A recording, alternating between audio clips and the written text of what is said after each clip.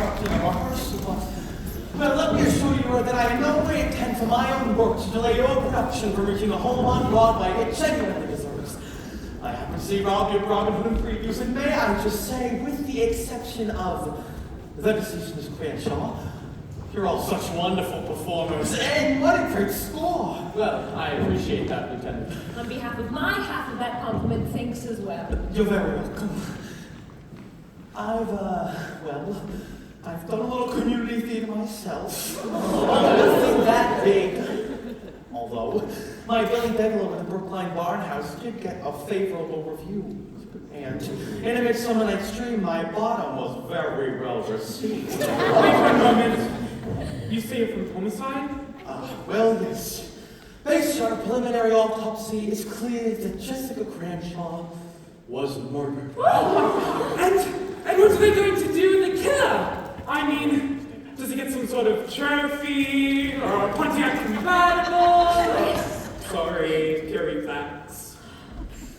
What killed her? Hydrocyanic acid. Commonly used in electroplating in the gas chambers of San Quentin. It was in capsule form, which is why no one knew she'd been poisoned until it had already dissolved in her stomach. Stomach chemical reaction to create her own personal gas chamber. Horrible. Moving backwards from when she was poisoned, we know that she was poisoned in the final 10 minutes of this evening's performance. Could she have poisoned herself? Well, trauma at the back of her throat suggests she did not take the capsule voluntarily. Now, if you direct me to who's in charge here, well, other than myself, of course. Permit me, Lieutenant.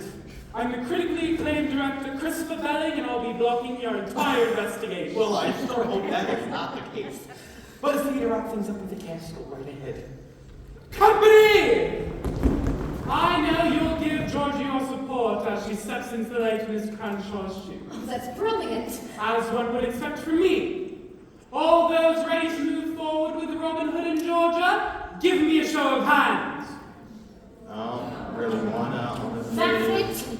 Life in people's life is full of setbacks and disappointments, but with Georgia taking out the lead, we got ourselves a real shot. This show is going on. Are you with me, gang? You don't believe me now? We can take the last train back to New York. Stop! It's clear that every one of them is in perfect physical condition, so the show must go on. Why? Because, as well as time itself, there's a grand theatrical tradition that the show must go on. I've got a contract, you signed a contract, go read your contract. Then we'll count to 10 and then I'll sue you. Yes, I'll sue you. And when I sue you, you'll never work again. Who is the equity representative? I am Mrs. Bernstein. As equity deputy, I must warn you that any further threats and you'll be brought up on charges. Oh, shut up, Elaine! It's Bambi! Mother. All right, let's put it this way. For the backer's sake, I'm asking your permission to let the show go on. No. The show must go on. The show must go on. 'Cause I say the show must go on. No way! I can't believe I'm hearing this. I won't believe it. Putting on a musical has got to be one of the most fulfilling things a person can ever hope to do. I mean, gosh, you're all like heroes to me.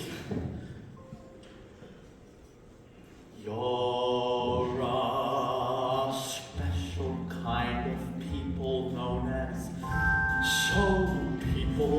You live in a world of your own. The audience paid plenty to sit there and clap, hearing you sing, watching you tap. Don't you know your dentist longs to be show business? Your window washer wants to be a star. And though your analyst may never count it that way, Analyst counts. you don't know how lucky you are.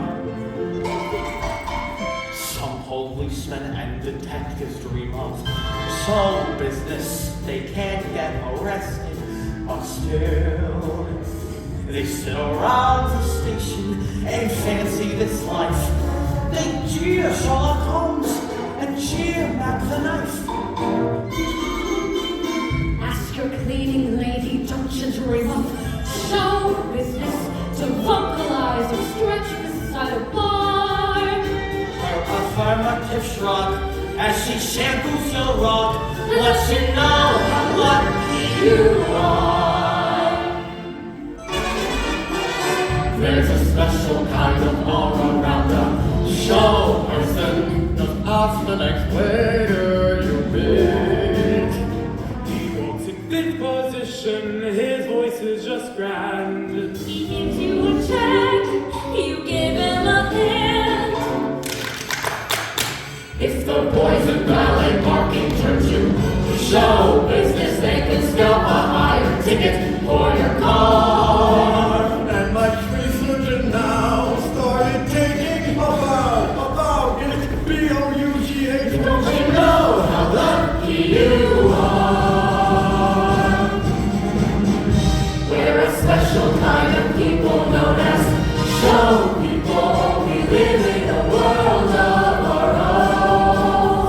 Our days are tides and curtains, they rise and they fall. We're born every night at half-hour call. We can't picture being anything but show people. Civilians find the whole thing quite bizarre. But that hop in our hearts when the overture starts lets us know how lucky we are.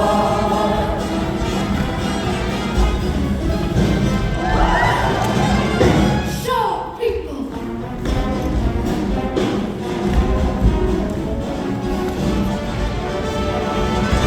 Show people!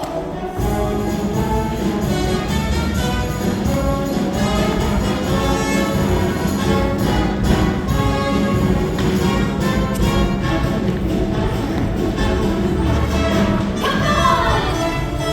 Everybody!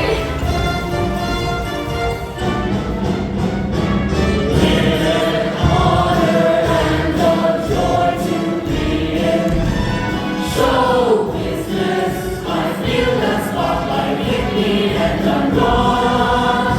At the last curtain call, I'm the envy of all, so I know the show must Go on! so thrilling. The show people, And on! so thrilling. The show people, And on! so thrilling. The show people.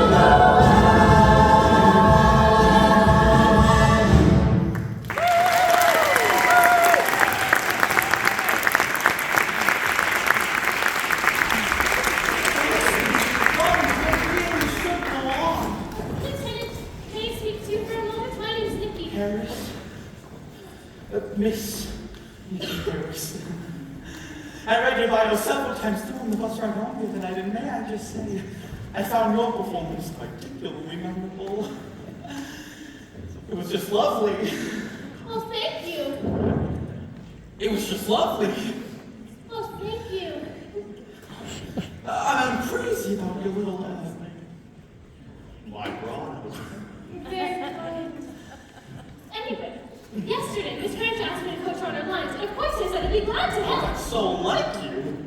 Well, I'm also her understudy. But then, these 3 letters fell out of Miss Cranshaw's script. She didn't take them very seriously, but I kept them. I'm afraid my fingerprints are all over them. They're death threats! See? The words and the letters have been pasted onto the paper, like little curved finger scissors from a newspaper or magazine. I would imagine. You're murdering the score, but I'll murder you.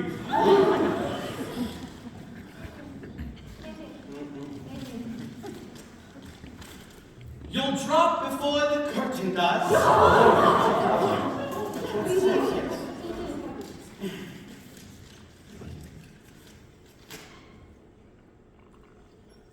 If you don't quit, you'll die legit.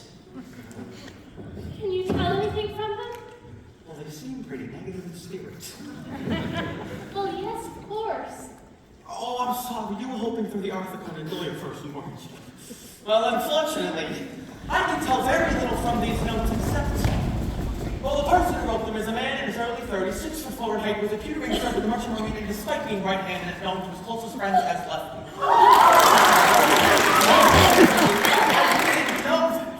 I was just saying, well, I think that's what you hope I'd be able to know. I can do that. Gee, for a second I was impressed. Hey, when you said we all go across the street and have ourselves one slobber knocker of a week for the latest less than great Jessica Cranshaw, drinks are on me! This theater's quarantined. All the exits are guarded and none of you can leave. I'm sorry, but the whole cast and crew will be living here until further notice.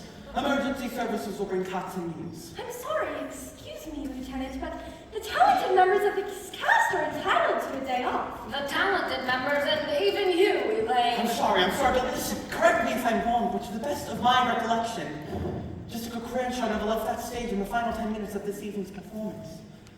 If so, then, I'm sorry, but she had to have been murdered by one of you. I never had a case with this many suspects. Well, I can't keep you all watched around the clock, so it's better I keep you under lock and key until further notice. You're taking the law into your own hands, Joffrey. That's sort of what I'm paid to do. That's why I have my own badge and my own gun. And besides, being sequestered here will help you focus on fixing this show. Fixing? You keep your hands off me, you hear? Who's that? Sounds like it's my husband, on his best behavior. I guess he left New York. Lucky New York. Well, isn't this just peachy keen? You all waited up for me. Joni, I'm still wearing my coat. Sorry, Mr. Bernstein. Sydney! It's been an awful night, I hear you, Chris. and I'm turning in my resignation. I can't hear you, Chris. How you holding up, Oscar? Oh, I can't complain. That's right, you can't. Welcome back to Boston, Sydney. Well, hello. It's me, Sydney. Your stepdaughter? Oh. I'm sorry about that. Fawn? It's Bambi! And the last of the least. Mrs. B, my junior partner and lesser half. All right, let's get it over with, Sydney. What? You expect me to be upset? I leave you in charge of open night, come back to find a murder-leading lady, deadly reviews, and a bunch of cops who tell me I can't leave this theater? Well, I'm afraid you've arrived at just the wrong time for you and just the right time for me. Excuse me, Lieutenant Frank Chaffee. Now, folks, I'd like you to go about your various tasks as if this wasn't the scene of a murder. Detective O'Farrell will be in the green room taking your pertinent information. I'd like you all to give him your name, address, and a cut-in glossy. I'll be seeing you all in the morning. Pleasant dreams, everyone. Lieutenant, I simply can't be a suspect. I was in Manhattan when Jessica got murdered. Can you prove that? Well, it so happens I was keeping company with a young actress on Sutton Place. If I give you her name, it could ruin her reputation. Your chivalry is touchingly convenient. Lieutenant, I have many influential friends in New York City. Well, too bad you're in Boston. And will you be needing me any further, Lieutenant? No. But I do have some questions for your boyfriend. I don't have a boyfriend. Oh, gosh. Miss Harris, I'd like to take you into my confidence regarding this investigation. Why is that, Lieutenant? Well, because if I don't, there's really no reason for us to keep talking. Then take me into your confidence with confidence, Lieutenant. Something's very wrong here. I've just met an opening night cast who's so eager to close. Well, I can understand how they might feel. They all give up wonderful jobs and hit Broadway musicals to work up here in Boston. I've never performed outside of the city, and Bambi's had to fight her mother at every step just to be in the chorus. But the rest of the cast are underpaid and overworked. Though surely not enough to drive any of them to murder. Keep in mind I'm within arm's reach day and night. You think I'm in some danger? Oh, what? No, that was a completely limited thought. I just...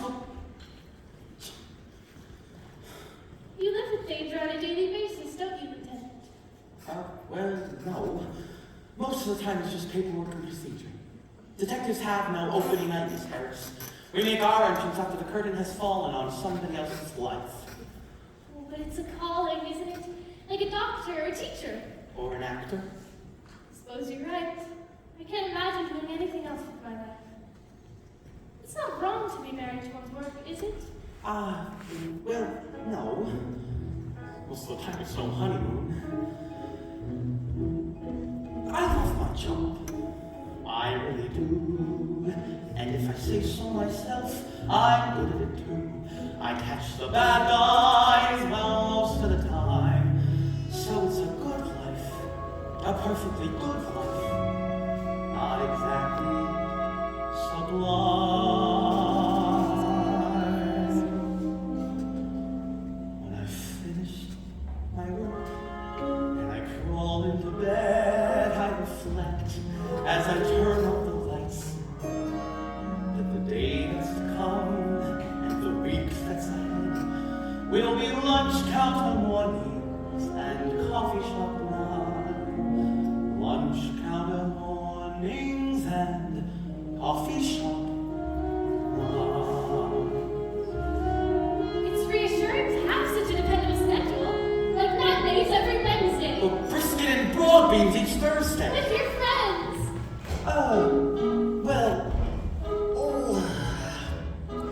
I like my pals, the guys on the force. We're not very social. They're all married, of course. Sometimes we go bowling or grab a few beers. So it's a fine life, a perfectly fine life. I'd give it 2 cheers.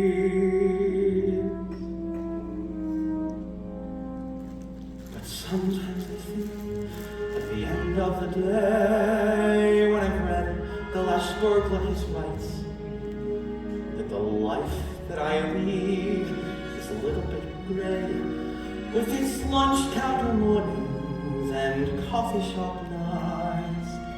Lunch counter mornings and coffee shop nights. Your acting roles, don't they make for a change? Oh, Miss Harris, from May 23rd to the 12th of June, when I turn my life over to the Swallow Street players, that's more than a vacation for me.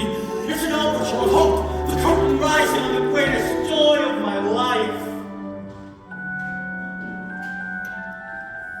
But the rest of the year, a life that I lead is a little gray. There are plenty of long days and not many highs. Mostly lunch counter mornings and coffee shop